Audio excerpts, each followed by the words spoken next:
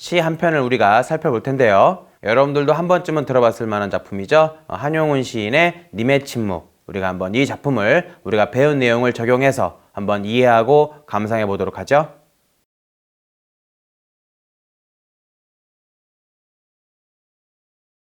님의 침묵. 한용운. 님은 같습니다. 아, 사랑하는 나의 님은 같습니다. 푸른 산빛을 깨치고 단풍나무 숲을 향하여 난 작은 길을 걸어서 차마 떨치고 갔습니다. 황금의 꽃같이 굳고 빛나던 옛 맹서는 차디찬 티끌이 되어서 한숨의 미풍에 날아갔습니다.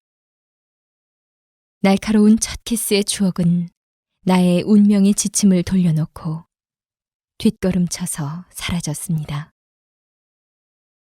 나는 향기로운 님의 말소리에 귀먹고 꽃다운 님의 얼굴에 눈멀었습니다. 사랑도 사람의 일이라 만날 때에 미리 떠날 것을 염려하고 경계하지 않은 것은 아니지만 이별은 뜻밖의 일이 되고 놀란 가슴은 새로운 슬픔에 터집니다. 그러나 이별은 쓸데없는 눈물의 원천을 만들고 마는 것은 스스로 사랑을 깨치는 것인 줄 아는 까닭에 걷잡을 수 없는 슬픔의 힘을 옮겨서 새 희망의 정수박이에 들어부었습니다. 우리는 만날 때에 떠날 것을 염려하는 것과 같이 떠날 때에 다시 만날 것을 믿습니다. 아, 님은 같지만은 나는 님을 보내지 아니하였습니다. 제 곡조를 못 이기는 사랑의 노래는 님의 침묵을 휩싸고 돕니다. 그럼 이제 한번 내용을 본격적으로 살펴보도록 하겠습니다. 자, 첫 번째 보면은 님은 같습니다. 아, 사랑하는 나의 님은 같습니다 하면서 어떤 상황인지가 아주 잘 나와 있어요. 자, 사랑하는 나의 님이 떠나간, 그러니까 사랑하는 님과 이별한 상황인 거죠.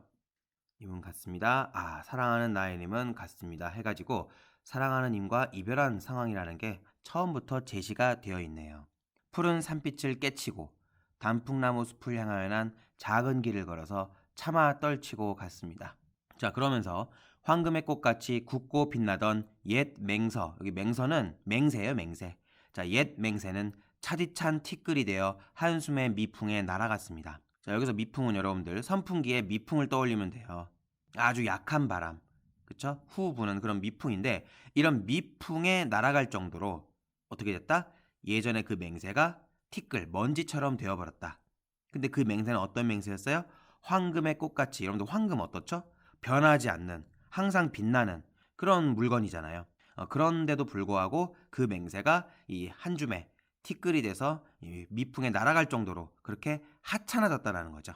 황금, 영원한 그런 가치, 이런 영원한 사랑을 맹세했던 그때와 지금은 어때요? 대조적인 차디찬 티끌이 되어버렸다 라고 하면서 이별의 상황을 인식하고 있는 거죠.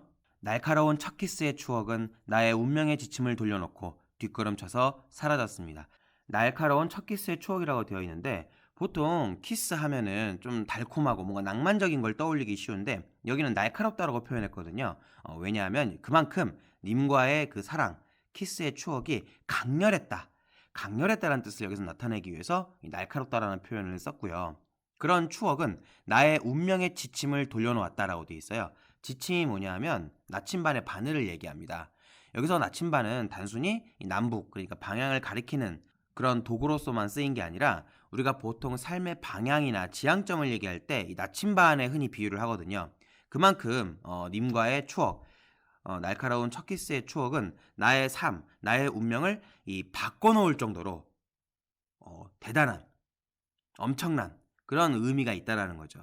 자, 그렇게 뒷걸음쳐서 떠나간 이별에 대해서 좀 얘기하고 있고요. 나는 향기로운 님의 말소리에 귀먹고 꽃다운 님의 얼굴에 눈 멀었습니다.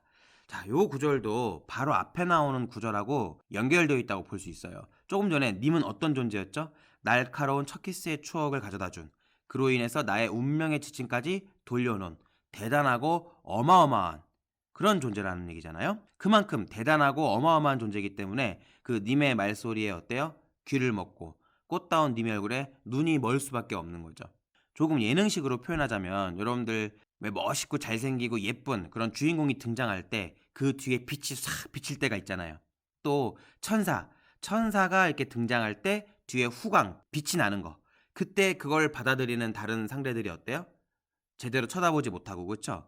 눈부시다고 표현하고 그런 쪽으로 우리가 이해를 하면 왜 향기로운 님의 말소리에 귀가 먹고 또 꽃다운 님의 얼굴에 눈이 머는지 우리가 이 구절을 이해해 볼 수 있는 거죠. 그만큼 님이라고 하는 존재가 대단한 존재라고 우리가 이해할 수 있다는 겁니다.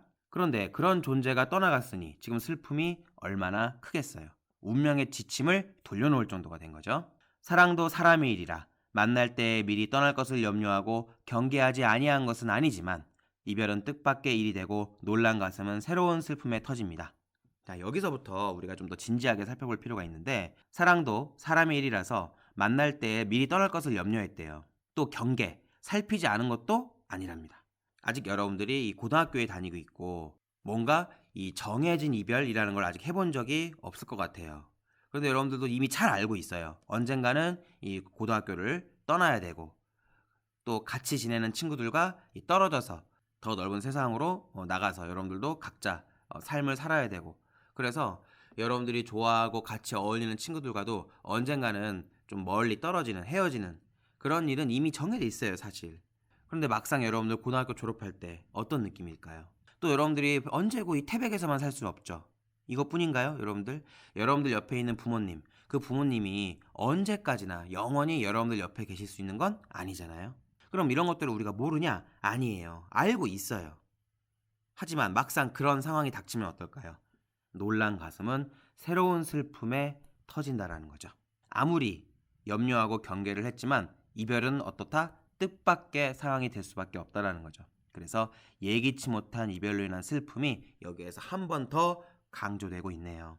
그런데 그 다음을 보면요. 그러나 중요하죠. 이별을 쓸데없는 눈물의 원천, 시작, 근원으로 만들고 마는 것은 스스로 사랑을 깨트려 버린다는 것을 아는 까닭에 걷잡을 수 없는 슬픔의 힘을 옮겨서 새 희망의 정수박이에 들이부었습니다. 여기서 시의 모습, 시상이 바뀌어 간다는 걸 알 수 있어요. 어떻게 바뀌어 가느냐? 이별을 지금 이대로 그냥 받아들여 버리면 그건 뭐다? 쓸데없는 눈물의 원천. 그냥 정말 쓸데없는 슬픔에 불과하다. 그걸 알고 또 스스로 이 사랑을 깨트려 버리게 된다는 걸 알고 있어요. 그래서 어떻게 하느냐? 걷잡을 수 없는 슬픔의 힘을 옮겨서 새 희망의 정수박이에 들이붓는다. 슬픔을 슬픔으로 끝내는 게 아니라 희망으로 바꾸겠다라는 거죠. 희망. 그런데 여러분들 지금 님이 떠나가는데 희망, 그냥 무턱대고 근거 없는 자신감, 근거 없는 희망 나올 수 있을까요? 뭔가 믿는 구석이 있어야 되겠죠? 그 믿는 구석이 뭐냐? 바로 요거예요. 우리는 만날 때에 떠날 것을 염려하는 것과 같이 떠날 때에 다시 만날 것을 믿습니다. 요거 굉장히 중요한 구절인데 나중에 자세히 얘기하겠지만 이게 약간 불교 사상과 연관이 돼요. 불교에서는 모든 것이 다 하나로 연결되어 있다고 봅니다. 우리의 삶도 마찬가지죠. 이전의 삶, 그러니까 전생이 있다고 생각하고요. 지금의 삶, 현생이 있다고 믿고요. 그 다음에 다음 세상, 내세가 있다고 믿는, 그게 여러분들 이 불교에서 말하는 이 윤회, 이 운명의 수레바퀴, 요거와 이제 연관이 되는 그런 개념인데, 우리가 좀 전에 뭐라고 했었죠? 언젠가는 내가 사랑하는 사람이 내 곁에 없을 수 있다. 이런 걸 우리가 염려하고 경계한다고 했잖아요. 그런데 그와 마찬가지로 반대도 있다라는 거죠. 지금 떠나가는 사람을 보고 무작정 슬퍼하는 게 아니라 지금은 떠나가지만 언젠가는 다시 만날 것이다 라고 하는 이런 믿는 구석이 있기 때문에 걷잡을 수 없는 슬픔의 힘을 새 희망의 정수박이에 옮길 수가 있는 거죠. 그래서 어떤 결론이 나오느냐? 님은 갔지만 나는 님을 보내지 아니하였습니다. 그래서 님은 떠나갔지만 나는 님을 보낸 게 아니라는 거죠. 그러니까 떠나갔지만 떠나지 않은 것과 마찬가지다라는 겁니다. 자, 이 시의 제목이 뭐였죠? 님의 침묵이었죠. 자, 여러분들 침묵이 무슨 뜻인가요? 조용히 가만히 있는다는 뜻이잖아요. 그래서 맨 마지막 구절이 이 제목과 짝을 이루면서 이 작품의 내용과 주제를 잘 드러내줘요. 제 곡조를 못 이기는 사랑의 노래. 자, 곡조는 뭐냐면 멜로디, 노래라고 생각하면 됩니다. 그러니까 내 사랑을 어떻게 이기지, 주체하지 못한다라는 거죠. 그런데 좀 전에 슬픔 어땠어요? 걷잡을 수 없었죠? 그것과 마찬가지로 내 사랑도 어떻다? 내 자신을 이기지 못할 정도로, 주체하지 못할 정도로 굉장히 강한 그런 사랑인데, 이 사랑의 노래는 그냥 나 혼자 떠드는 게 아니라 님의 침묵을 휩싸고 돈다라는 거예요. 그런데 좀 전에 침묵, 가만히 있는다, 조용히 있는다. 그럼 이게 무슨 얘기냐? 님은 떠나갔지만 떠나지 않은 것과 같다. 나는 님을 보내지 않았다. 그런데 단지 그 님이 어떻다? 침묵하고 있을 뿐이라는 거죠. 조용히 있을 뿐이라는 거야. 그래서 없는 것처럼 여겨진다라는 거죠. 그래서 없는 것처럼 여겨지지만 내 옆에 있다라는 거예요. 자, 다시. 자, 실제로 지금 어떤 상황? 님은 떠나간 상황이에요. 근데 그걸 어떻게 인식한다? 처음에는 걷잡을 수 없는 슬픔, 새로운 슬픔. 그렇죠? 그런데 인식을 바꾼 거죠. 어떻게? 님은 떠나갔지만 나는 님을 보낸 것이 아니다. 님은 내 옆에 있다. 단지 침묵하고 있기 때문에 없는 것처럼 느껴질 뿐이다. 라고 마음, 의식, 인식, 정서를 바꾼 거죠. 근데 이 바꾼 정서가 무엇이다? 바로 님에 대한 영원한 사랑이라는 거죠. 이별을 극복하려고 한다는 거죠. 자, 내용을 살펴보면요. 이 시의 화자는 사랑하는 임과 이별한 상황이에요. 영원한 사랑을 맹세했던 과거와 이 대조적인 그런 상황이라는 거죠. 그러면서 예기치 못한 이별에 슬퍼하는 그런 정서가 아주 잘 나타나 있어요. 다만 화자는 이별을 슬퍼하는 걸로 끝내는 게 아니라 재회, 다시 만날 것이라는 희망을 갖고 생각, 인식, 느낌 이걸 바꿨죠. 그래서 이별에 대한 극복 의지를 보여줌으로써 어느 정도의 의지? 님은 갔지만 나는 님을 보내지 않았다. 님은 내 옆에 있다. 단지 침묵하고 있기 때문에 없는 것처럼 보일 뿐이다. 이 정도의 그런 의지를 보여줌으로써 임에 대한 영원한 사랑이라는 주제를 구현하고 있다. 라고 우리가 밑에 나와 있는 해설로 다시 한번 정리할 수 있겠습니다. 그러니까 여러분들 이 시의 제목이 왜 님의 침묵이냐, 왜 님이 조용히 가만히 있는 이게 왜 제목이냐, 이제 여러분들 제대로 이해할 수 있겠습니다. 자, 여러분들 우리가 배운 건 써먹어야 한다고 했잖아요. 자, 그럼 우리가 여기서 시를 이해하는 7단계로 작품을 한번 이해해 봐야 되겠죠? 가장 먼저 뭐였죠? 그렇죠. 시적 화자. 시적 화자를 찾는 거였는데, 시적 화자는 직접 제시와 간접 제시가 있다고 했는데, 여기서는 쉽게 찾을 수 있습니다. 바로 나 해가지고 아주 뚜렷하게 제시되어 있습니다. 그 다음에 시적 청자는 어떤가요? 그렇죠. 시적 청자 역시 아주 잘 나와 있네요. 바로 님이라고 하는, 나를 떠나간 님이라고 하는 그런 시적 대상이 아주 잘 나와 있습니다. 단지 시적 청자가 제시되어 있긴 하지만 시적 화자와 지금 같이 있는 건 아니네요. 그렇죠? 요거를 조금 어려운 말로 사랑하는 임이 떠나간, 이별한 상황인데 요걸 부재한다고도 합니다. 부재, 자리에 없다 이 뜻이에요. 그 다음에 세 번째로 시적 대상. 그럼 뭐에 대해서 얘기하고 있느냐? 방금 살펴본 시적 청자와 겹치는 부분이 있습니다. 일단 님에 대해서 얘기하고 있죠. 그 다음에 더 나아가서 그렇죠. 님과의 사랑, 그리고 이별, 그리고 이별로 인한 슬픔. 근데 거기서 끝나는 게 아니죠? 슬픔을 극복하고 영원한 사랑을 다짐하는. 그래서 이런 것들이 시적 대상이 될 텐데 하나만 꼽자면 영원한 사랑이라고 우리가 시적 대상을 얘기해 볼 수 있겠습니다. 자, 네 번째로 시적 상황을 한번 살펴볼까요? 자, 지금 어떤 상황? 그렇죠. 지금은 어떤 상황이냐? 바로 님이 떠나간 상황이죠. 차마 떨치고 간 상황이죠. 뒷걸음쳐서 사라졌죠. 자, 그럼 여기서 다섯 번째, 인식 한번 찾아보도록 할까요? 처음에 어떻게 인식했어요? 이별은 뜻밖의 일이 되고 놀란 가슴은 새로운 슬픔에 터진다. 새로운 슬픔, 걷잡을 수 없는 슬픔, 이런 식으로 표현하고 있네요.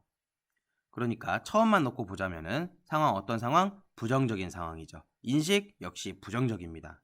그런데 거기서 끝나는 게 아니죠. 여섯 번째, 인식의 전환, 바뀌는 게 있느냐? 바뀌나요? 그렇죠, 바뀌죠. 어떻게 바뀌어요? 새 희망의 정수박이. 만날 때에 떠날 것을 염려하는 것처럼 떠날 때에 다시 만날 것을 믿는다. 그래서 나는 님을 보내지 않았다. 내 사랑의 노래는 아직도 님을 휩싸고 돈다. 라고 하면서 이 영원한 사랑을 그렇죠 얘기해주고 있습니다. 마지막으로 일곱 번째, 의지가 있나요? 의지가 있네요. 어떻게 있죠? 님은 갔지만 나는 님을 보내지 않았다 라고 하면서 내 사랑은 님의 침묵을 휩싸고 돈다. 님은 바로 옆에 있는 것과 마찬가지다. 단지 침묵하고 있기 때문에 없는 것처럼 여겨질 뿐, 이 정도의 의지를 갖고 있다는 거죠. 그래서 이별의 현실을 이겨낼 만한 그런 극복 의지를 보여주고 있더라. 자, 이걸 정리하면 주제가 나옵니다. 한번 쭉 정리해 볼까요? 자, 님은 떠나갔어요. 그래서 나는 엄청 슬퍼요. 그렇지만 마냥 슬퍼만 하고 있지 않는다. 나는 님을 보내지 않았다고 생각한다. 님은 바로 내 옆에 있다. 그만큼 나는 님을 사랑한다. 이렇게 우리가 정리할 수 있겠고요. 이걸 좀 더 요약하면 님에 대한 사랑, 님에 대한 영원한 사랑이라고 우리가 요약 정리를 해볼 수 있겠습니다.